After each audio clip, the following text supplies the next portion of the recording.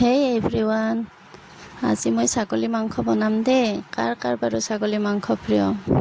এয়া প্ৰথমতে মই মাংসখিনিত পিঁয়াজ, মছলা, নিমখ, হালধি এইবিলাক একেলগে দি সানি থৈ দিম অলপ সময়ৰ কাৰণে, 10 মিনিটমানৰ কাৰণে।